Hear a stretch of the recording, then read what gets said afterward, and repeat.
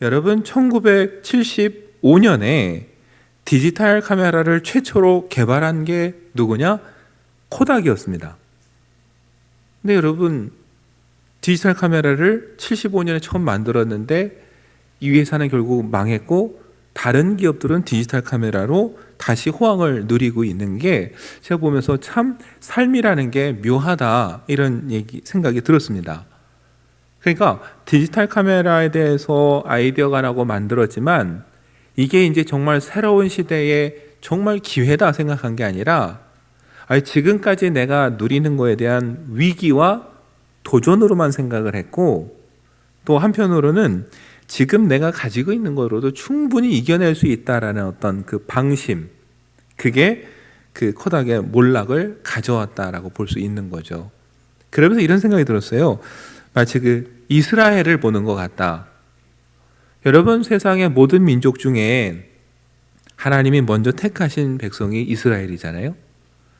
하나님이 제일 먼저 말씀을 주셨습니다. 예수님께서 육신을 입고 이 땅에 오실 때 한국 땅에 태어나신 게 아니라 이스라엘 유대 땅에 태어나셨어요. 그렇게 보면 모든 걸 제일 처음 받은 복된 민족인데 지금 보면 어떻습니까? 그 처음 온 기회를 붙잡지 못하고 오히려 주님과 가장 멀어져 있는 백성이 이스라엘 백성인 거죠. 여러분, 안다는 것이 좋지만 때로는 어설프게 아는 건 더 위험할 수 있어요. 모르고 모른다고 인정하는 사람에게는요, 가르쳐주면 잘 듣습니다. 그런데 누가 제일 힘드냐면요, 어설프게 많이 하는 사람들은 얘기를 해줘도 안 들어요. 왜냐하면 자기가 다 한다고 생각하고요, 끝까지 고집입니다. 어쩌면 이스라엘이 그랬고요, 이스라엘 안에서도 서기관, 바리새인, 사두개인들, 가장 똑똑하고 율법에 대해서 제일 잘 안다고 했던 사람들이 그래서 오히려 예수님을 깨닫지 못하고 받아들이지 못하고 마지막까지도 거부하는 이런 모습을 보이는 거예요. 여러분, 어느 날 바리새인과 사두개인들이 예수님을 찾아와서 말합니다. 하늘로부터 오는 표적을 보여주십시오. 또 한번 테스트하고 시험하는 거죠. 그때 예수님이 이렇게 답하셨습니다. 마태복음 16장 2절과 3절을 보면은 너희가 저녁에 하늘이 붉으면 날이 좋겠다 하고 아침에 하늘이 붉고 흐리면 오늘은 날이 굳겠다 하나니 너희가 날씨는 분별할 줄 알면서 시대의 표적은 분별할 수 없느냐. 여러분, 주님이 하시는 말씀은 하늘을 보고 야, 오늘 날씨가 어떻겠구나, 내일 날씨가 어떻겠구나, 그거는 분별하면서 어떻게 예수님께서 오셔서 가르치시고 많은 이적을 보여주셨는데도 아직도 그 시대는 분별하지 못하냐. 이게 얼마나 답답하고 안타까우시면은 그런 얘기를 했겠어요. 똑똑한 척은 혼자 다 하면서 뭘 더 보여줘야 믿겠냐, 아직도 분별을 못하겠느냐, 이 말씀을 하신 거죠. 여러분, 이스라엘이 그랬습니다. 보면서도 분별하지 못하고 보면서도 새로운 시대, 하나님의 나라가 시작되었다는 것을 모르고 오히려 주님께 계속 저항하고 반대하는 거예요. 여러분, 사도행전도 마찬가지입니다.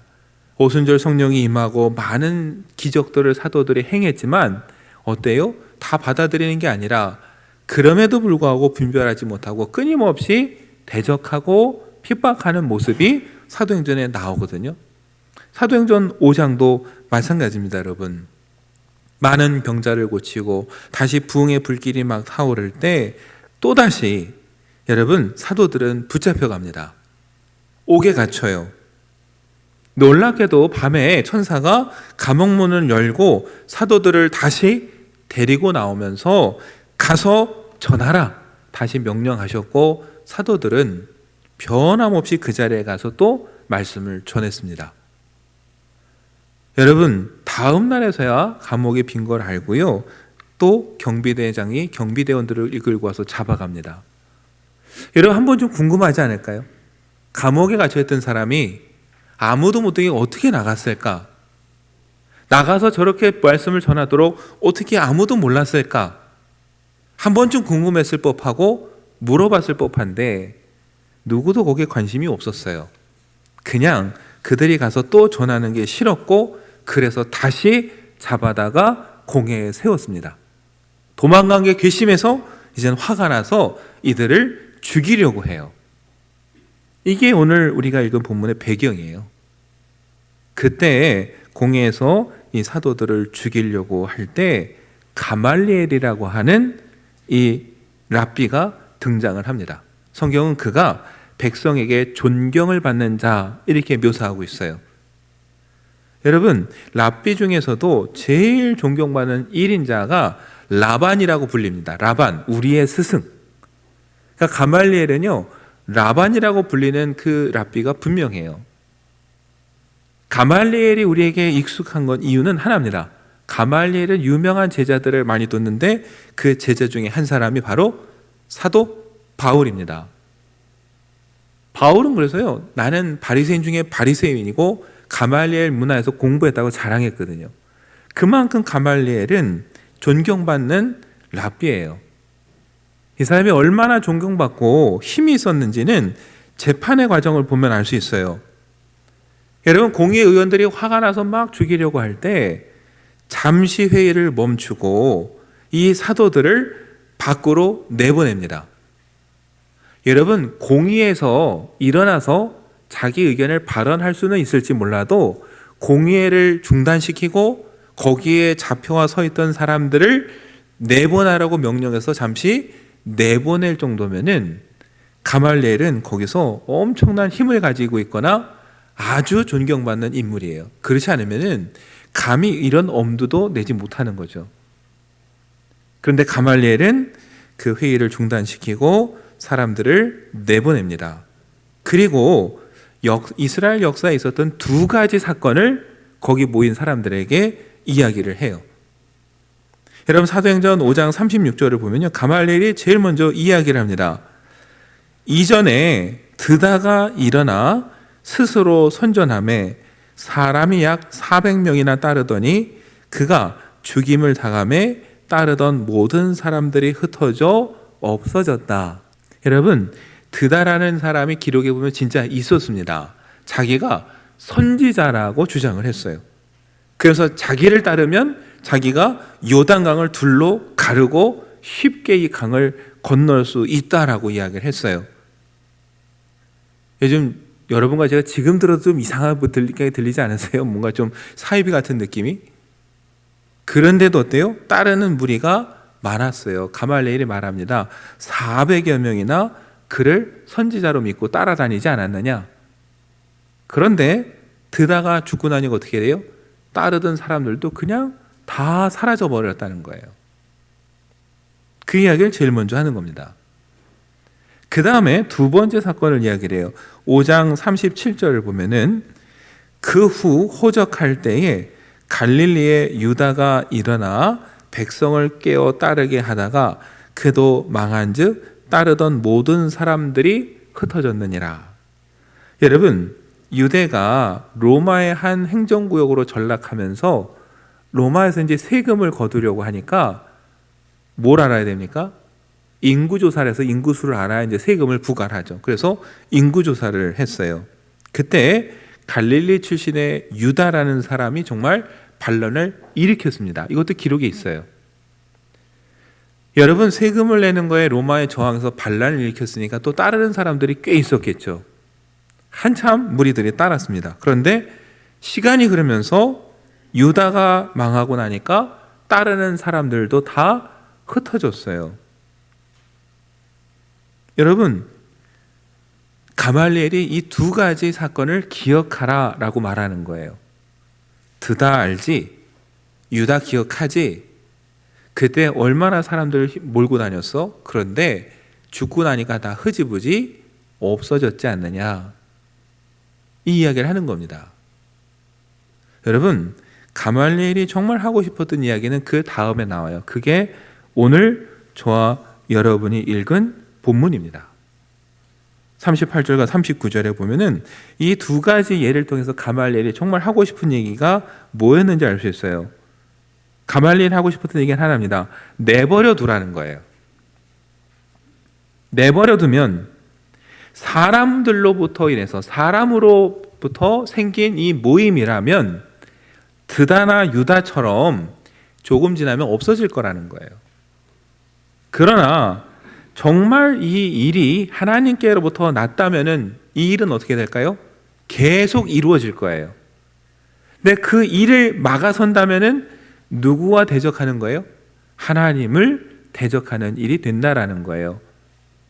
그래서 가말리엘이 하고 싶은 이야기는, 결론은 뭐냐면은 오늘 여기서 이 사도들을 죽이려고 작정하지 말고 그냥 내버려 둬라.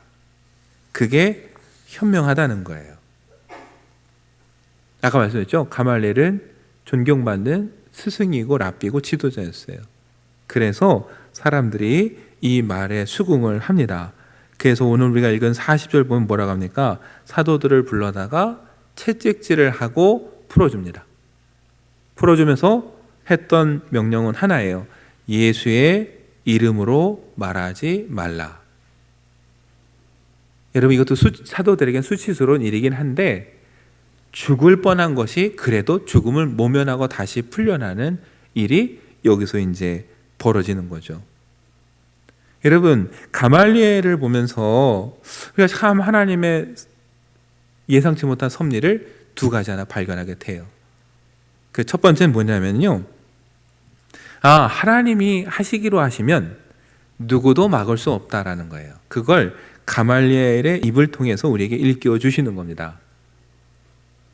반대로 여러분, 사람에게서 시작된 일이라면은 그 시작이 아무리 화려하고 웅장해도 그 일은 갈 수 없다라는 걸 우리에게 일깨워 주는 거죠. 바벨탑을 한번 여러분 생각해 보세요. 우리가 하늘까지 쌓아보자, 우리의 이름을 땅끝까지 알려보자, 하나님처럼 돼보자라고 쌓았습니다. 처음에 일이 얼마나 잘 됐는지 몰라요. 그런데 시간이 흐르면서 어떻게 됩니까? 하나님의 언어를 흩으심으로 모두가 뿔뿔이 흩어지고 그 일은 거기서 중단되고 맙니다. 맞아요. 사람의 일, 사람을 위한 일, 사람의 영광을 위한 일은 아무리 화려하게 시작해도 멈출 수밖에 없는 거예요. 아니, 거꾸로 사람의 일이기 때문에 우리는 어떻게 해요? 자꾸 더 그럴듯하게 포장하는 거예요. 인정받고 싶고 잘 보이고 싶어서. 근데 여러분, 때로 하나님의 일은 초라하고 소박해 보이는 곳에서 시작하지만 그 끝이 창대케 되는 게 하나님의 일인 거죠. 여러분, 출애굽을 한번 생각을 해보세요. 대제국 이집트의 왕 바로 앞에 선 모세는 사실 너무나 초라합니다. 도망자예요. 사람을 죽이고 40여 년 도망자 생활을 하다가 80이 돼서 돌아왔습니다. 군대도 없고 손에 든 지팡이가 다예요. 누가 그런 모세의 말을 듣겠습니까? 제국의 왕이. 무시할 수밖에 없죠. 계속 무시합니다. 그러나 결국 어떻게 돼요? 하나님 뜻대로 됩니다. 10번의 재앙을 거치면서 마지막 10번째 재앙에 아들을 잃고 나서야 바로는 이스라엘을 내보내 줍니다. 하나님이 하시기로 하신 일은 사실 누구도 막을 수 없는 거예요. 여러분, 오늘 이 말씀을 통해 우리가 생각해야 될 건, 그러면 나는 누구를 위해서 이렇게 열심히 하고 있고 무엇을 위해 열심히 하고 있는지를 늘 되돌아봐야 된다는 겁니다. 여기 계신 모든 분들이 정말 열심히세요. 제가 늘 느끼는 거지만 대한민국 사람들은 정말 부지런한 것 같아요. 이 강변북로나 올림픽대로에 새벽에 신방을 가다 보고 장례를 가다 보면은 6시만 좀 넘으면 차가 그렇게 많아요. 야, 부지런하다 싶으면서 한편으로는 새벽부터 이렇게 힘들게 살아가야 되는데 성도님들의 삶이 얼마나 힘들까, 그런 생각도 들어요. 여러분, 모두가 열심히 살아갑니다. 그런데 성경은 열심히 하는 것도 중요하지만 누구를 위해 열심히 하고 무엇을 위해 열심히 하느냐가 더 중요하다고 그래요.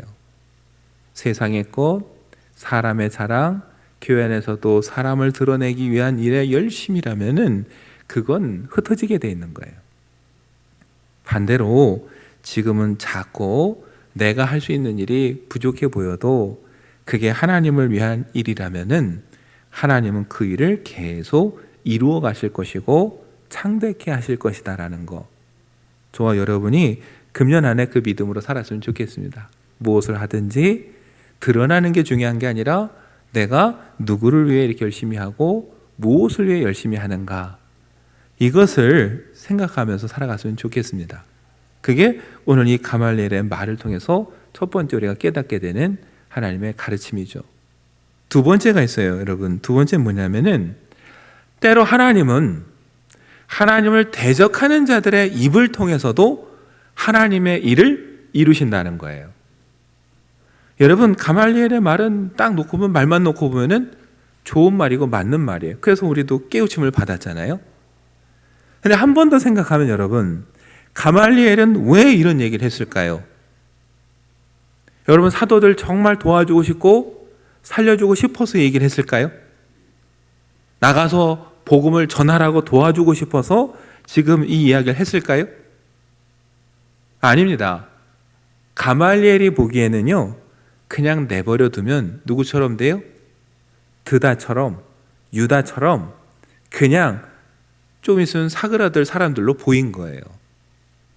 그런데 지금 이 사람들을 재판장에서 죽이겠다면 어때요? 예루살렘이 발칵 뒤집히고 폭동만 일어나는 거예요.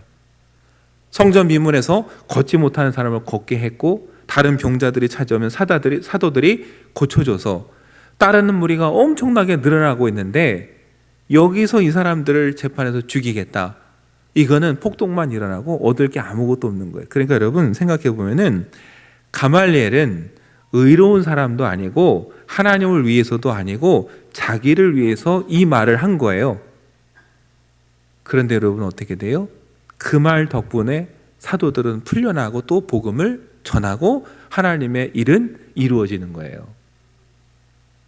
잘 생각해 보면 자기를 위해서 한 말이고 사도들을 무시하고 한 말이지만, 하나님은 그런 사람의 입을 통해서 나온 말도 여러분 선하게 바꾸시고 기적을 일으키시고 하나님의 일을 이루는 도구로 사용하신다라는 걸 우리에게 보여주고 있는 거죠. 여러분, 발람을 한번 생각해 보세요. 모압 왕 발락이 이스라엘을 저주하려고 발람을 부릅니다. 하나님 처음엔 가지 말라고 하세요. 또 와서 재촉을 할 때 하나님 말씀하세요. 가라. 근데 대신 어떻게 돼요? 내가 너에게 하는 말만 하라. 여러분, 그게 민수기 22장 20절 말씀이에요. 밤에 하나님이 발람에게 임하셔서 말씀하십니다. 그 사람들이 너를 부르러 왔거든. 일어나 함께 가라. 그러나 내가 네게 이르는 말만 준행할지니라. 여러분, 그렇게 해서 발람이 섰을 때 발람은 이스라엘을 저주한 게 아니라 축복하고 왔습니다. 발락이 화가 날 정도로 저주하려고 세운 사람을 통해서 하나님은 뭘로 바꿔놓으셨어요? 축복으로 바꿔놓으셨어요. 그렇게 하나님은 하나님의 반대편에 서 있고 하나님의 사람들이 일하는 것을 방해하려고 세워진 사람을 통해서도 가끔은 오히려 하나님의 일을 이루시는 거죠. 여러분, 가말리엘은 자기 의도와 상관없이 사도들을 풀어주게 만들었고, 그래서 풀린 사도들은 어떻게 돼요? 가서 또 복음을 전합니다. 예수의 이름으로 말하지 말라고 했는데, 오늘 우리가 읽은 본문 42절에 보면 어떻게 기록하고 있습니까? 그들이 날마다 성전에 있든지 집에 있든지 예수는 그리스도라고 가르치기와 전도하기를 그치지 아니하니라. 여러분, 성전에서뿐만 아니라 집에서든 어디든 기회만 있으면 예수가 그리스도라고 가르치고 전파했어요. 여러분, 죽음의 위기에서 다시 풀려나서 이 복음을 전하게 만든 사람이 가말리엘입니다. 참 역설적인 거예요. 여러분, 금년 한 해 저와 여러분이 하나님의 일을 하려고 할 때 누군가 반대편에 서 있는 사람이 있을 수 있고, 저와 여러분이 하는 일을 회방하려고 하는 사람이 있을 수도 있어요. 속상하고 힘들 때도 있을 겁니다. 그러나 우리가 믿음으로 기도하고 기다리면 하나님께서 오히려 그 사람과 그 사람이 계획했던 것을 통해 하나님의 일을 이루시고 그것이 오히려 저와 여러분에게 은혜의 대로 바꿔주실 수도 있다라는 그 믿음으로 기도하면서 인내하면 좋겠습니다. 그게 가말리엘을 통해서 우리가 두 번째 깨닫는 영적인 교훈이에요. 하나님의 일은 누구도 막을 수 없다는 것이고, 그렇기 때문에 때로는 그 하나님의 반대편에 서 있는 사람이 하는 말과 행동조차도 하나님은 손으로 바꿔놓으시고 오히려 하나님의 뜻이 이루어지는 기회로 바꿔놓으실 수도 있다는 것. 저와 여러분이 금년 안에 그런 믿음으로 걸어간다면은 어떠한 일을 만나든지 능히 이겨내고 또 하나님이 주신 사명을 잘 감당할 수 있으리라 믿습니다. 금년 저희 교회 표어도 흩어 복음을 전하라인데, 복음을 전하다 보면은 왜 지지하고 좋아하는 사람만 있겠습니까? 반대하는 사람도 있겠죠. 그러나 우리는 포기하지 말아야 됩니다. 우리가 하는 게 아니라 하나님이 하시는 거고, 하나님이 하시기라면 막을 수가 없는 거고, 하나님이 작정하시면 방해하는 사람의 입을 통해서도 오히려 하나님의 일이 되게 만드시는 거죠. 저와 여러분은 그것을 믿으면 되는 거고, 그 과정에 혹시 어려운 일을 당할지라도 오히려 그것을 자랑으로 여겨야 되는 겁니다. 여러분, 오늘 눈에 띄는 본문 한 절이 있는데 41절이에요. 그들이 채찍에 맞고 풀려날 때 어떻게 반응했느냐? 41절을 보면은 사도들은 그 이름을 위하여 능욕받는 일에 합당한 자로 여기심을 기뻐하면서 공회 앞을 떠나니라 그랬어요. 채찍에 맞고 모욕당하는 일은 좋은 일이 아닙니다. 그런데 기뻐하면서 떠났어요. 왜요? 자기들 스스로 어떻게 생각하냐면은 세상 사람들에게는 이렇게 손가락질 당할지 몰라도 이것을 통해서 오히려 어떻게 생각했느냐? 내가 예수님이 보시기에는 합당한 사람이 됐구나. 내가 정말 주님을 제대로 따르고 있다라는 게 오히려 증명이 됐구나. 이렇게 생각을 한 거예요. 그러니까 야, 내가 주님의 사람으로 인정받아서 주님과 똑같이 매를 맞고 똑같은 길을 간다니 이게 오히려 나의 영광이구나. 마치 자기의 이름이 명예의 전당에 걸린 것처럼 오히려 기뻐했다고 합니다. 여러분과 제가 세상에서 성공해서 인정받는 것도 이왕이면 좋습니다. 선한 영향을 끼쳐야겠죠. 그러나 반대로 세상에서 보기에 그렇게 성공하지 못했을지라도 오히려 어려운 길을 갈지라도 내가 주님 뜻대로 가는 길에 겪는 어려움이라면 여러분 부끄러워할 게 아니라 내가 주님 잘 믿어서 이런 길도 가는구나라고 오늘 사도들처럼 오히려 기쁘게 여기고 자랑스럽게 여길 수 있었으면 좋겠습니다. 그리고 그런 사람이 존경받고 인정받는 교회가 되면 좋겠어요. 열심히 신앙생활하는데 왜 저렇게 어려워? 이런 말을 할 게 아니라 그래도 정직하게 살려고 하다 보니 저런 어려움도 겪는데 나는 못해도 저분은 저렇게 하는구나라고 오히려 교회가 인정해 줄 수 있어야죠. 좋은 학교 가고 성공한 사람만 교회에서 인정받는 게 아니라 말씀대로 살려고 하다가 어려움 겪는 사람도 오히려 존중해주고 오히려 높여주는 여러분 그런 신앙이 돼야 교회에서 누구든 말씀대로 살아보겠다고 결단하는 거지. 그런 사람이 존경받지 못하면 누구도 말씀대로 살려고 하지 않습니다. 오늘 사도들은 자기가 당한 그 모욕을 오히려 내가 제대로 믿고 있거나 하면서 기쁨으로 나왔다고 말합니다. 저와 여러분도 금년 한 해 어떤 일을 만나든지 그런 마음으로 또 용기 있게 주님을 신뢰하고 나가면서 하나님의 뜻을 이루어가는 우리 교회가 될 수 있기를 간절히 축원합니다.